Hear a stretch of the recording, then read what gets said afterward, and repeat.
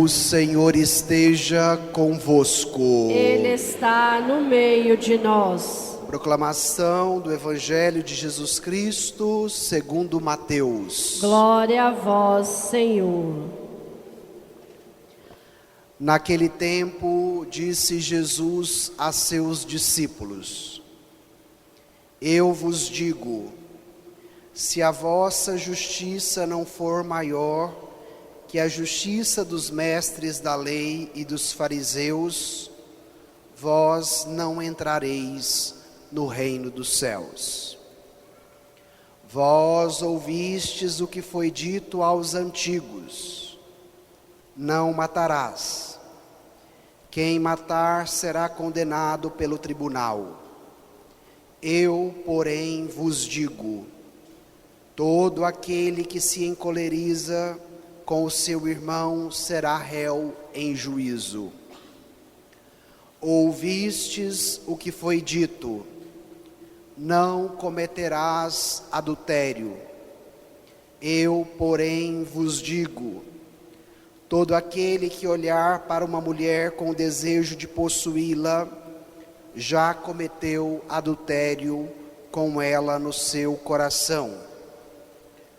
Vós ouvistes também o que foi dito aos antigos: não jurarás falso, mas cumprirás os teus juramentos feitos ao Senhor.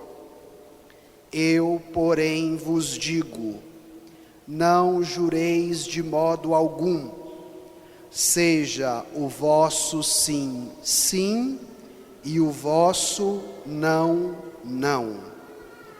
Tudo o que for além disso vem do maligno. Palavra da salvação. Glória a vós, Senhor. Feliz o homem sem pecado em seu caminho, que na lei do Senhor Deus vai progredindo. Irmãos e irmãs, estamos nós aqui hoje celebrando o 6º domingo do tempo comum. E o objetivo primeiro da Eucaristia é de nos ajudar a progredirmos no caminho do Senhor. Há 3 domingos estamos acompanhando o grande sermão de Jesus, chamado o Sermão da Montanha, que está contido no capítulo 5 do Evangelho segundo Mateus. Domingo retrasado, ouvíamos as bem-aventuranças. No domingo passado, ouvíamos a continuidade, Jesus dizendo: vós sois sal da terra, vós sois a luz do mundo.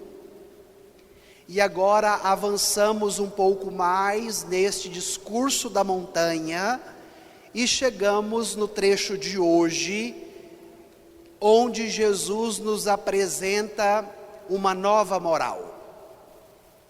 No Evangelho segundo Mateus, Jesus é apresentado como mestre, como aquele que ensina, como aquele que instrui. E durante estes dias do retiro, eu tive a possibilidade de ler todo o Evangelho segundo Mateus.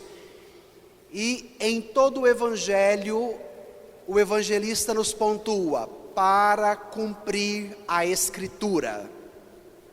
Para cumprir a Escritura.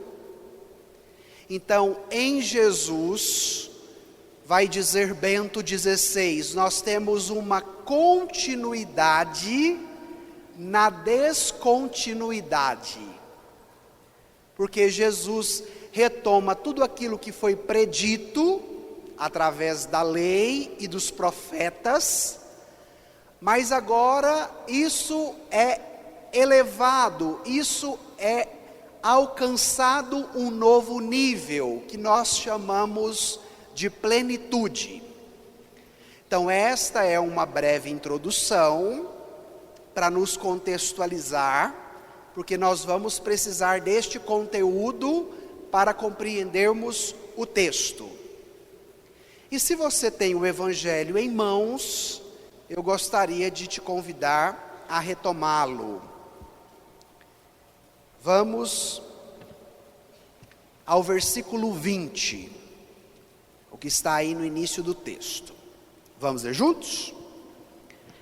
Naquele tempo, disse Jesus a seus discípulos: Eu vos digo, se a vossa justiça não for maior que a justiça dos mestres da lei e dos fariseus, vós não entrareis no reino dos céus. Quando Jesus começa a sua missão apostólica, os judeus diziam: ele veio para abolir a lei. E Jesus vai tomar a palavra e vai dizer: eu não vim para abolir a lei, mas eu vim para dar total cumprimento a ela. Eu vim para dar plenitude à lei.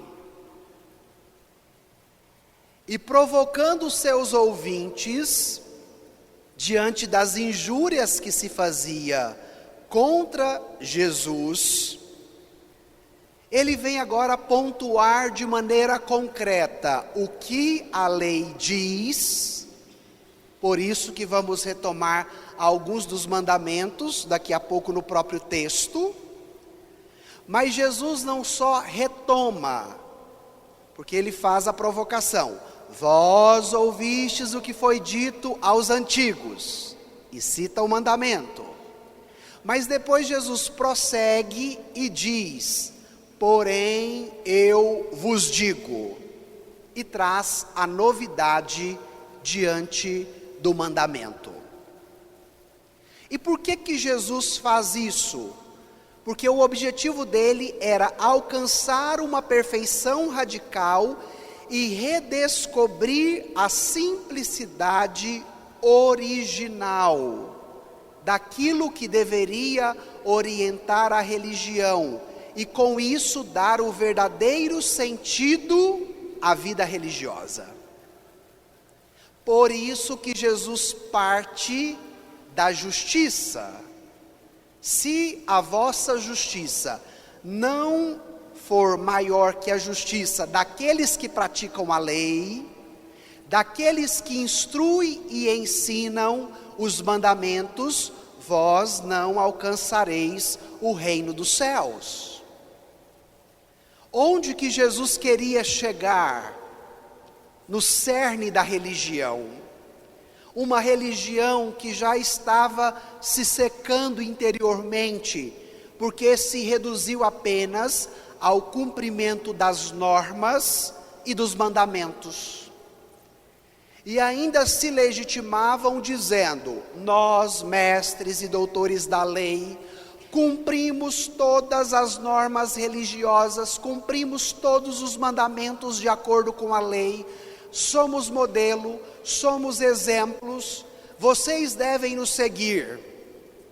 E agora Jesus dá uma sacudida na elite religiosa, dizendo que se seguissem daquela forma os mestres e os doutores da lei, quem seguisse não entraria no reino dos céus. Vocês imaginem como ficaram os mestres e os doutores da lei diante desta provocação de Jesus. E aí poderíamos perguntar: o que esse primeiro trecho do Evangelho pode nos ensinar hoje? Diante da fragilidade do nosso mundo moderno e de tantas incertezas e inseguranças, muitas vezes o rigorismo das normativas religiosas, elas se tornam motivo de segurança para as pessoas diante da fragilidade que elas vivem. E o que nós temos acompanhado nesses últimos tempos tem nos chamado muito a atenção. O poder que o rigorismo e a normativa religiosa têm doutrinado as pessoas, fazendo delas, em muitos casos, fundamentalistas, sendo legitimadas pela norma e pela lei. E agora vem Jesus nos dizendo: se continuares desse jeito, não entrareis no reino dos céus. Olha a provocação. E Jesus chega ao cerne desta provocação, que é a justiça. Se a vossa justiça. E o que significa a justiça aqui na Escritura, aqui na Bíblia? Ela é a fidelidade dos discípulos à lei de Deus, fidelidade nova, que agora é tornada possível e urgente pela interpretação autorizada que Jesus dá a esta lei. Esta justiça diz respeito à novidade que Jesus apresenta diante do cumprimento e da vivência religiosa. Existe um padre jesuíta que eu gosto muito de ler os textos dele, chamado Padre Adroaldo, e ele disse, meditando este texto, que a justiça significa ajustar-se ao modo de Deus agir, significa sintonizar-se à sua vontade. Então, mais do que ser castrado, dominado e às vezes até escravizado pelo poder da norma e da lei religiosa, hoje o convite de Jesus é de nós nos ajustarmos ao modo de agir de Deus. Esta é a finalidade da religião. Ela deve ajudar o fiel, aquele que crê, a sintonizar a sua vontade de acordo com a vontade de Deus. Por isso que Jesus nos propõe uma nova justiça. Por isso que Jesus nos propõe uma nova forma de vivenciar os mandamentos. Por isso Jesus nos abre um novo horizonte para praticarmos a religião e vivermos a fé. Vamos ao texto agora novamente, porque Jesus vai apertando. Agora ele retoma alguns mandamentos. Eu gostaria de retomar com vocês os versículos 21 e 22. Vamos juntos? Vós ouvistes o que foi dito aos antigos: não matarás. Quem matar será condenado pelo tribunal. Eu, porém, vos digo: todo aquele que se encoleriza com seu irmão será réu em juízo. Olha que interessante a pedagogia de Jesus. Ele não desconsidera o mandamento. Não matarás, é um mandamento. Mas os judeus imaginavam: se eu nunca tirei a vida de uma pessoa, se eu nunca matei uma outra pessoa, eu estou cumprindo o mandamento. E agora vem Jesus, que retoma o mandamento, mas para plenificá-lo, e nos apresenta a novidade. Há sempre o contraste. Ouvistes o que foi dito aos antigos, mandamento, não matarás. E depois a segunda parte, a novidade, por isso eu vos digo. Jesus retoma o mandamento como princípio e abre os horizontes para a contemplação e, consequentemente, a vivência do próprio mandamento. Então, não tirar a vida do outro faz parte do mandamento não matarás. Mas o mandamento não se reduz apenas nisso. Aí vem a novidade. A partir do momento que eu fico com raiva, com ódio, com ressentimento, com mágoa, e digo, para mim, padre, o fulano morreu, eu estou infringindo o mandamento. Eu não estou cumprindo o mandamento. Aqui está a novidade de Jesus.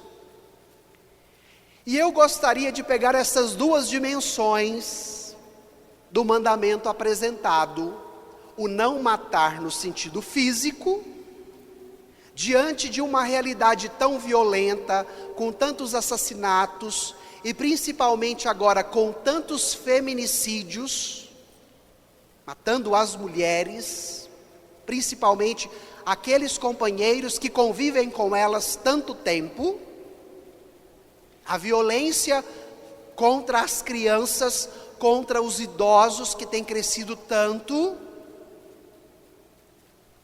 Há mais ou menos um mês atrás eu tive que ir a Brasília e me assustei com o número de clubes de tiros ao longo da rodovia entre Goiânia e Brasília. E isso é um sinal da violência que nos maltrata e que nos leva a maltratar os outros. Porque aprender a dar tiro não é apenas um hobby, não é apenas um esporte. Existe uma finalidade de agressividade dentro de nós que nos leva a esta prática, que é capaz, inclusive, de tirar a vida do outro. E depois, consequentemente, a outra dimensão do mandamento, a novidade que Jesus apresenta.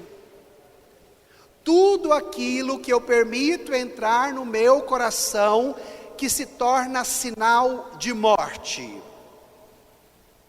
que me leva a dizer, para mim o fulano morreu, mas que ao mesmo tempo, esse sentimento que eu sinto, tem o poder de me matar a contra-gotas.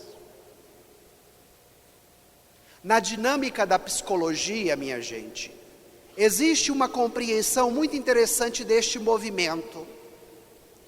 A psicologia diz que a agressividade, ela sai de dentro de nós, ela sai como ego, e ela vai em direção ao outro. Só que a agressividade que saiu de mim e que foi ao outro como ego, ela volta para mim novamente como superego. O que é isso? Ela volta mais forte de quando ela saiu. Então a agressividade, ela maltrata o outro, mas ela também me maltrata. Por isso, retomar o mandamento na sua prática legal, não tirar a vida do outro, não matar, porque nós não temos esse direito, mas ao mesmo tempo, vigiar os sentimentos que nos habitam, olhar para aquele tipo de agressividade que de repente me domina, me maltrata e que me leva a matar o outro, mesmo que seja de maneira interior. Vocês estão vendo a praticidade do Evangelho? E aí Jesus alarga agora a visão do mandamento. E alargando a visão, Jesus quer também reorientar a prática do próprio mandamento. Irmão e irmã, como é que está a sua agressividade interior? Porque de repente a gente pode falar como os fariseus, mestres e doutores da lei. Nunca matei ninguém, que bom, continue assim. Mas interiormente, quando a agressividade te habita, o que ela é capaz de fazer dentro de você? Pense nisso. Vamos avançar no texto, que agora Jesus traz mais um outro mandamento. Vamos agora nos versículos 27 e 28. Vamos juntos? Ouvistes o que foi dito: não cometerás adultério. Eu, porém, vos digo: todo aquele que olhar para uma mulher com desejo de possuí-la, já cometeu adultério com ela no seu coração. Então aqui Jesus retoma mais um mandamento. Aí de repente as mulheres lendo esse texto falam: ai, graças a Deus, Padre, que a gente não está aqui, é só o homem. Mas naquela época a sociedade era uma sociedade machista. A forma de organização do povo de Israel era patriarcal, então a figura era do homem. Mas agora nós trazemos a palavra para a realidade, então ela vale para o homem e ela vale também para a mulher, ninguém está de fora, tá bom? Então só para vocês entenderem o contexto do texto, porque fala só do homem, mas a palavra de Deus é direcionada a cada pessoa, homem e mulher. Então, como no primeiro mandamento não matarás, vem agora o segundo: não cometerás adultério. Então logo os mestres e doutores da lei entendiam: nunca traí a minha esposa, logo estou cumprindo o mandamento. E Jesus vai dizer: não. Existe um elemento além deste que vocês já contemplam. Se no primeiro mandamento Jesus tocou a agressividade, que leva à fúria e à força de matar exteriormente e interiormente, agora Jesus vai tocar também numa outra área muito delicada que a gente não gosta de falar delas. E qual é esta área? A área dos desejos. Por quê? Porque a questão do adultério envolve a nossa dimensão libidinal, envolve a nossa dimensão afetiva e sexual, que de repente, diante de tantos tabus, a gente acha melhor esconder, não falar, não comentar, mas quando bate o comichão, ai meu Deus do céu, aí que vem o que o Evangelho está apontando. Porque a prática de não adulterar, de não trair o esposo, de não trair a esposa, era já apontado como mandamento de Deus. Mas Jesus, além da prática exterior, de não ir atrás de uma outra mulher ou de um outro homem, Jesus agora quer alcançar uma prática interior. Por isso ele chegou na agressividade e agora ele quer chegar também onde, minha gente? Nos desejos. Porque o pecado como ato, ele só pode se tornar ato a partir do momento que, em primeiro lugar, ele é gerado aqui dentro. Jesus faz uma virada copernicana. Enquanto a religião se enxergava apenas na prática exterior da norma, da lei, do mandamento, Jesus agora traz a novidade, que é a plenitude do mandamento e da lei, partindo de onde? Da interioridade, partindo do coração, de onde saem as coisas boas, mas também de onde saem as coisas más. E o que nós devemos pedir a Jesus? Que nos ajude também na reintegração interior dos nossos desejos, da nossa dimensão afetiva e sexual, que é maravilhosa, que é dom de Deus que nós recebemos, mas que muitas vezes desordenada e desorientada nos coloca no fundo do buraco. O mal moral exterior, o adultério, o assassinato, ele é consequência do mal moral interior. Por isso, devemos pedir a graça hoje de uma profunda experiência com Jesus, para que ele seja capaz de alcançar a nossa interioridade, aonde habita os nossos desejos, os nossos afetos, as nossas vontades, as nossas agressividades. E Ele tem o poder de nos qualificar interiormente.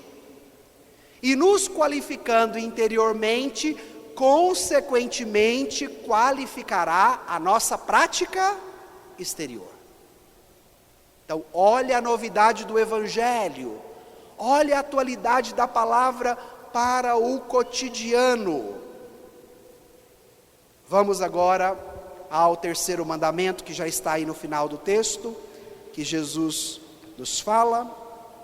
Tomemos os versículos agora 33 e 34. Vamos juntos? Vós ouvistes também o que foi dito aos antigos: não jurarás falso, mas cumprirás os teus juramentos feitos ao Senhor. Eu, porém, vos digo: não jureis de modo algum. Seja o vosso sim, sim, e vosso não, não. Tudo o que for além disso vem do maligno. No último mandamento apresentado hoje,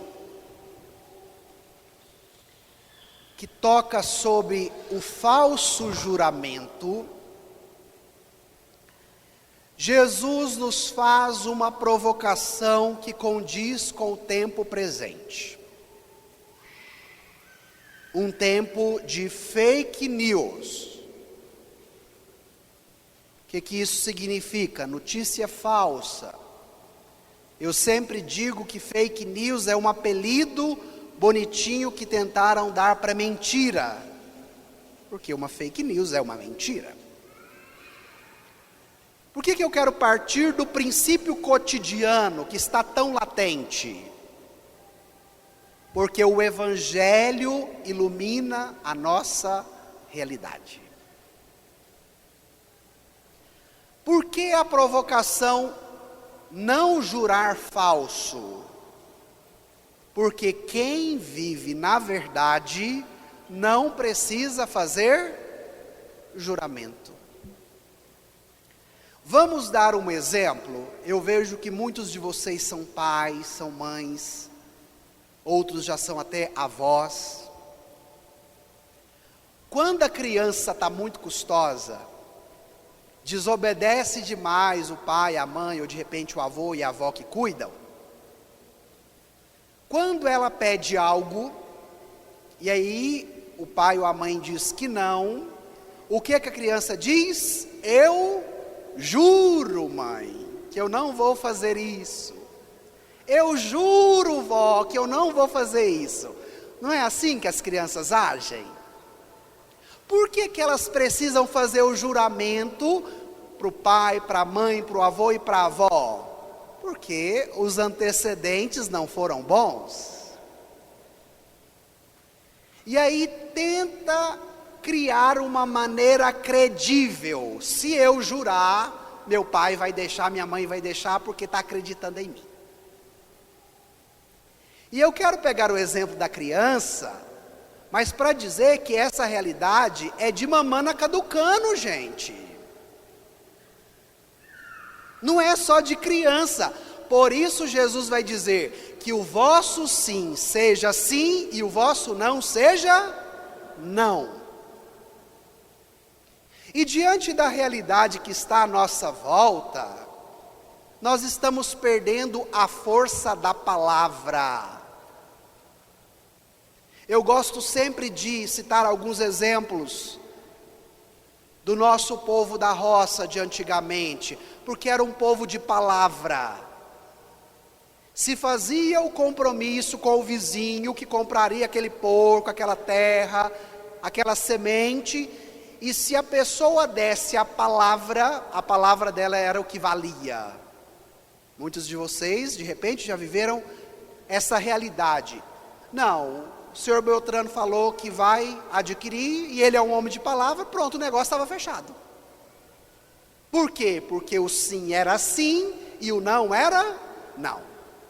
E hoje a gente tem advogado, a gente faz contrato, reconhece, firma no cartório e ainda tem calote, minha gente. Por quê? Porque estamos perdendo a força da palavra. Que o vosso sim seja sim e o vosso não seja não. E isso vale como princípio para a vida toda. Vale para a educação dos filhos. Por que que hoje o filho faz gato e sapato do pai, da mãe, da avó e do avô? Porque eles não têm mais palavra. E a meninada de hoje é muito inteligente e elas compreendem isso. Porque a mesma hora que diz não, fica bravo, engrossa a voz, a criança faz ali uma motivação emocional, aí vem a avó e entrega tudo que ela disse que não ia dar. Aí vem o pai e a mãe faz tudo o que disse agora há pouco que não faria. E se essa pedagogia ela já está tão forte entre as crianças, é porque ela se tornou um modo operante da nossa sociedade. E aí nós estamos vendo as dificuldades, os desafios. E quando Jesus provoca os seus ouvintes, dizendo que o vosso sim seja sim e o vosso não seja não, é com qual finalidade? Que o teu falar seja tão verdadeiro que não precise recorrer a juramentos. Que a consonância entre aquilo que você fala e aquilo que você faz não tenha contradição. E isso nós chamamos de verdade. Nós só venceremos a cultura da fake news com a verdade. Por isso que no Evangelho de João Jesus diz: eu sou o caminho, a verdade e a vida. Quem está em Jesus, que é a verdade, não precisa de mentira. Quem está em Jesus, que é a verdade, não precisa ser camaleão, ora dizendo uma coisa, depois do trambique dizer outra, mas que o vosso sim seja sim, e o vosso não seja não. E eu sempre digo a vocês, que eu sou assim, fascinado pela pedagogia do Evangelho, porque ela é muito bela. No primeiro mandamento, Jesus nos provocou a questão da agressividade.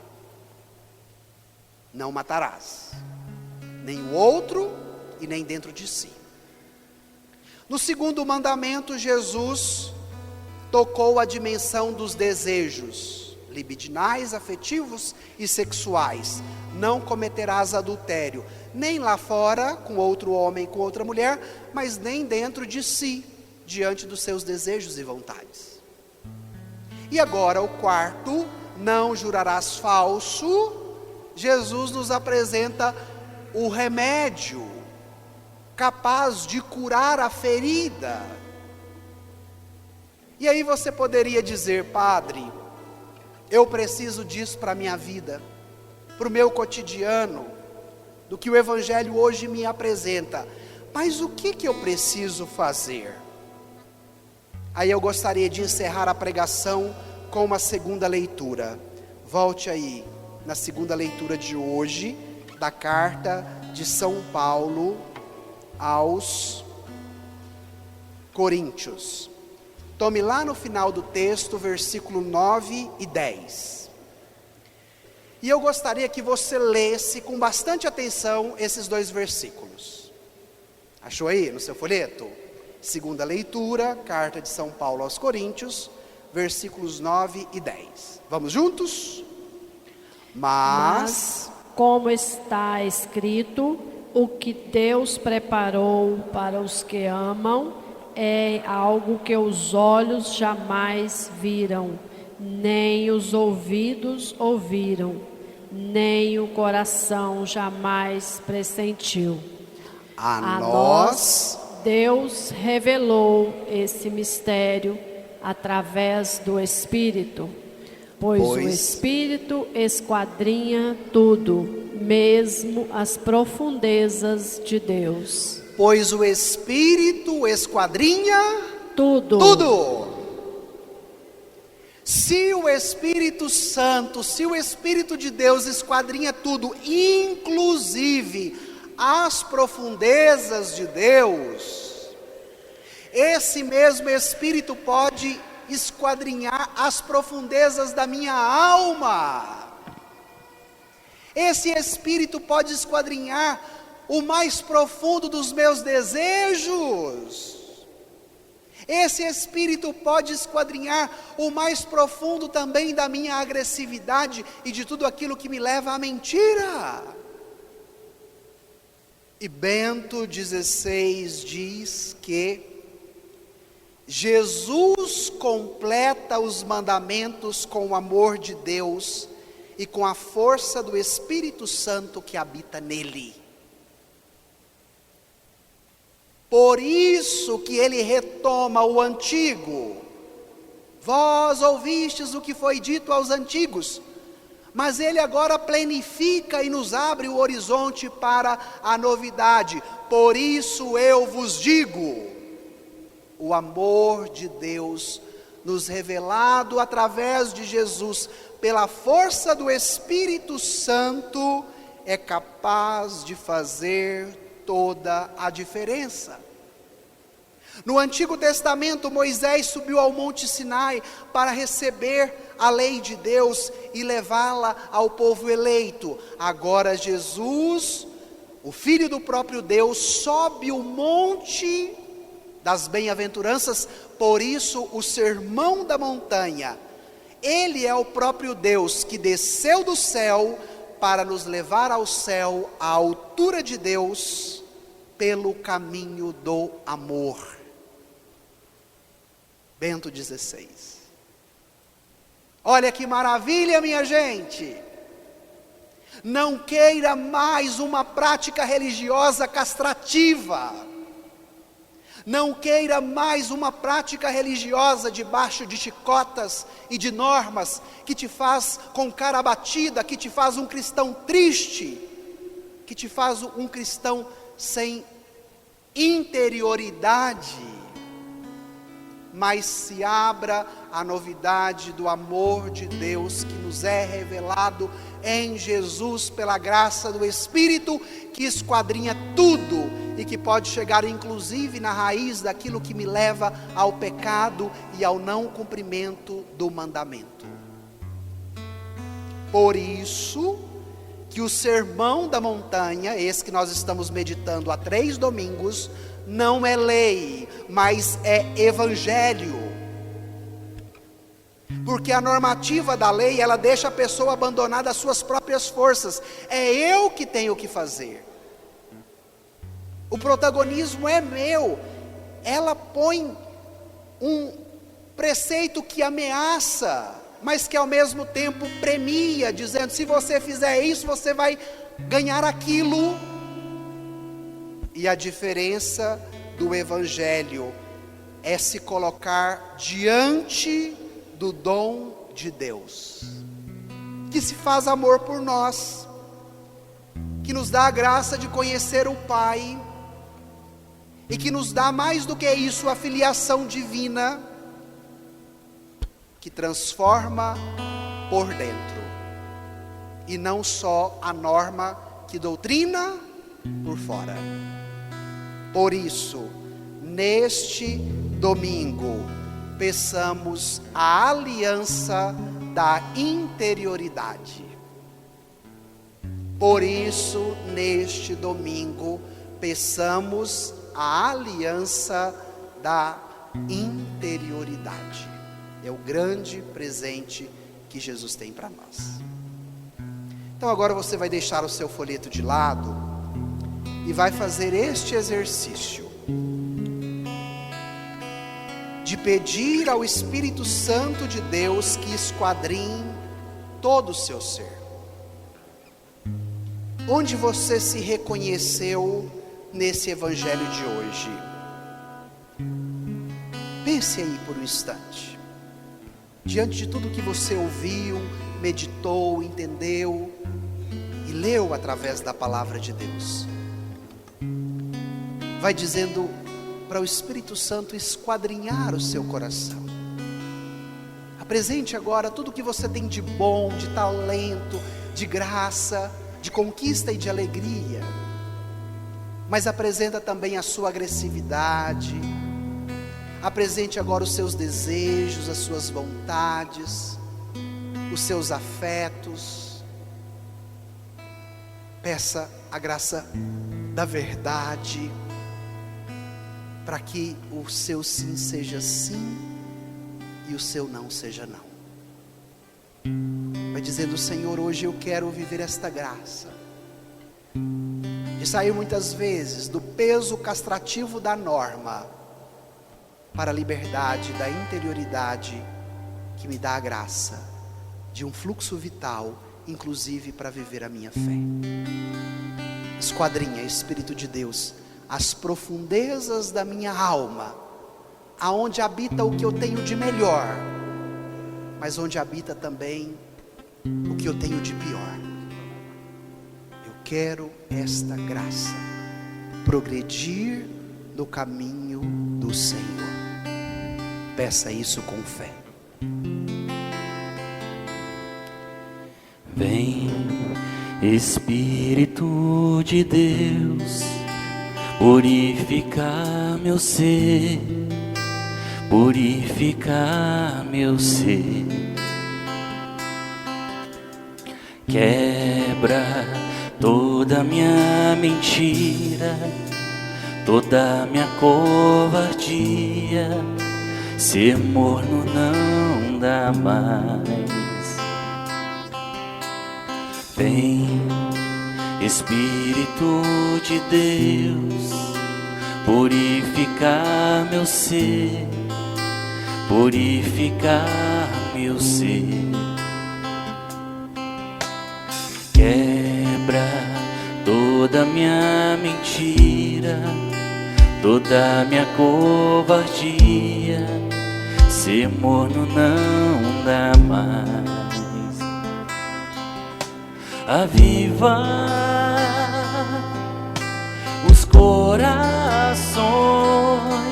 e levanta uma nova geração. Vem despertar esta nação com um tremendo avivamento.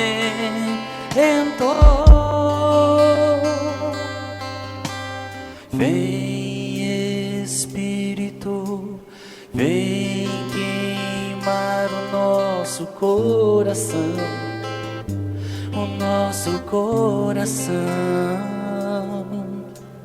Vem, Espírito, vem queimar o nosso coração, o nosso coração.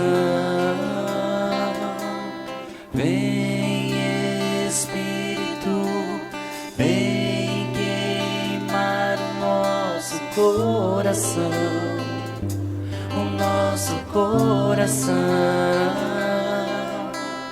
Vem, Espírito, vem queimar o nosso coração, o nosso coração.